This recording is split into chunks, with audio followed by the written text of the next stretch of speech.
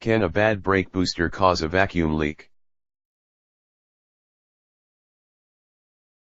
This creates a vacuum leak and causes the fuel or air mixture to lean out. Other than hard braking, another symptom is an engine misfire at idle, when we depress the brake pedal. Atmospheric pressure lets the engine vacuum, by leaking through the diaphragm.